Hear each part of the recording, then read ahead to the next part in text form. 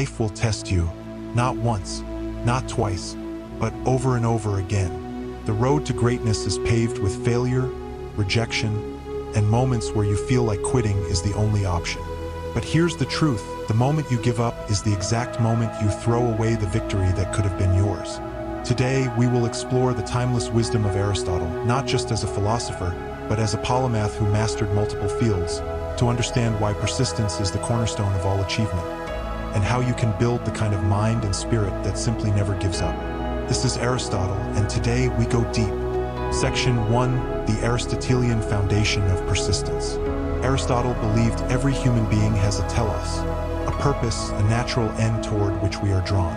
Just as an acorn is destined to become an oak tree, you are destined for something greater than your current self.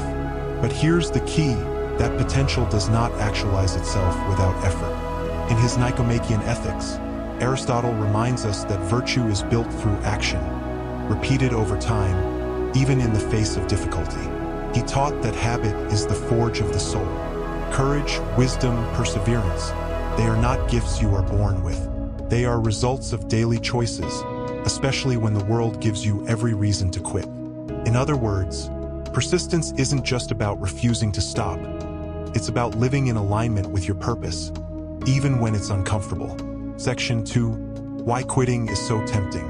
We give up not because the goal is impossible, but because the path is longer, harder, and lonelier than we expected. Aristotle would point to two main reasons for this: lack of clear purpose, telos. When you don't have a deeply personal reason for your actions, every obstacle feels fatal. You drift, and drifting leads to abandoning the journey. Misunderstanding pain. Modern culture sees discomfort as a sign that something is wrong. Aristotle saw it differently. Section 3: The Polymathic Mindset. Learning from everywhere. Aristotle was not just a philosopher. He was a scientist, logician, political theorist, literary critic, and teacher. His life's work teaches us that resilience comes from adaptability. If one path is blocked, find another. This polymathic approach to never giving up means you learn from multiple disciplines, draw analogies from different fields, adapt strategies from unexpected sources. For example, from nature, rivers carve through rock not by force, but by persistence over time. From science, failure is not defeat, it's data. Every failed experiment teaches you what doesn't work. From history, civilizations that endured weren't the strongest, but the most adaptable. Section 4: Aristotle's four-step method to never give up. Step 1: Define your telos, your why. Write down exactly what you are aiming for and why it matters. If your goal is vague, your persistence will be too. Step 2: Build virtue through repetition. Every day, take at least one action, however small, that moves you forward. For Aristotle, excellence is not an act, but a habit. Step 3: Embrace pain as proof of progress. When the road gets hard, don't run from the discomfort. Instead, reframe it as the natural price of greatness. The athlete welcomes the burn of training because it means they are getting stronger. Step 4: Learn and adapt, the polymath way. When a strategy fails, resist the urge to throw away the goal. Instead, change your method. As Aristotle would argue, the end remains, but the means may evolve. Section 5: The emotional side of persistence. Persistence is not just logical, it's emotional warfare with yourself. You will feel frustration when progress is slow, doubt when others succeed faster, fatigue when the grind feels endless. Aristotle understood the role of emotions in human action. He didn't tell us to suppress them, he told us to govern them.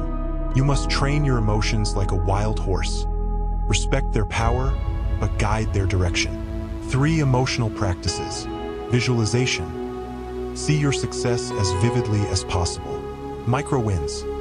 Celebrate small victories to maintain momentum. Mentorship and models. Surround yourself with examples of persistence. Section 6: Real-world story. Aristotle's own persistence. When Aristotle founded the Lyceum, he didn't have the massive following Socrates or Plato had. He faced political resistance, rival schools, and financial constraints. But instead of giving up, he taught daily. walking with his students, earning them the name Peripatetics, those who walk about. Over 2 decades, he built not just a school, but a library, a system of thought, and a generation of leaders. His work survived thousands of years not because he was lucky, but because he never stopped building. Section 7, Practical Exercises for Your Life. Exercise 1, the Telos Journal. Write your main goal at the top of a page. Every day for 30 days, write one action you took toward it, no matter how small. Exercise 2, the Discomfort Challenge. Once a week, deliberately do something difficult. Cold shower, public speaking, waking up earlier. Train your brain to associate discomfort with growth. Exercise 3, cross-disciplinary thinking. When stuck, read something from a completely different field. A painter can learn discipline from martial arts. An entrepreneur can learn resilience from mountain climbers. You are not here to live a life of ease. You are here to fulfill your telos, to become the fullest version of yourself.